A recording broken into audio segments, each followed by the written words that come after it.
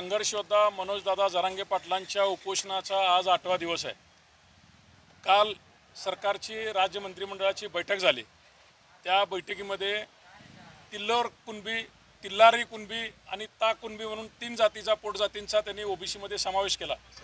पण मागील 40 वर्षापासून जे आंदोलन चालू आहे, असंख्य आत्महत्या झाल्या, ऐतिहासिक मोर्चे झाले आणि संघर्ष योद्धा मनोज जरांगे पाटलांचं वर्षातलं 6वं उपोषण चालू आहे, तरी हे सरकार दखल घेत नाही। म्हणून त्यांच्या उपोषणाला समर्थन देण्यासाठी सोलापूर शहर व जिल्ह्यातील तमाम मराठा बांधव, सर्व राजकीय पक्ष, सर्व सामाजिक संघटना, सर्व धर्मीय व्यापारी संघटना, चेंबर्स ऑफ कॉमर्स असेल, इथले सर्व आमचे संभाजी ब्रिगेड असेल, मराठा सेवा संघ असेल, सर्व सामाजिक संघटना उद्याच्या बंदमध्ये 26 सप्टेंबर म्हणजे गुरुवारी या बंदमध्ये सामील होऊन मनोज जरांगे पाटलांच्या उपोषणाला समर्थन देण्यासाठी व पाठिंबा देण्यासाठी पूर्ण ताकदीनिशी आम्ही गुरुवारी उतरत आहोत।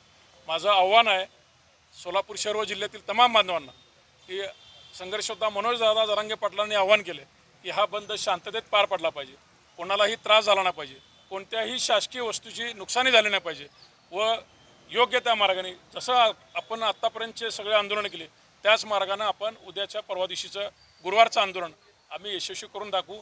व सरकारला परत एकदा आवाहन करतोय की आमचा योद्धा लढता लढता उद्या जर शहीद झाला तर या सरकारची नक्कीच खैर नाही, एवढं मात्र सरकारनं ध्यानात ठेवावं।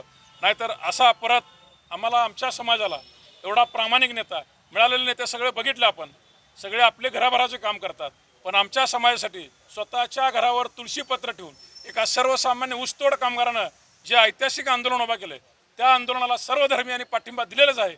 अजूनही परवा दिवशी देतील अशी अपेक्षा बाळगतो आणि सर्व पत्रकार बांधवांना अनेक विनंती करतो की तेवढ्याच ताकदीने तुम्हीही असं वार्तांकन करा की लवकरात लवकर सरकारने या आंदोलनाची दखल घ्यावी।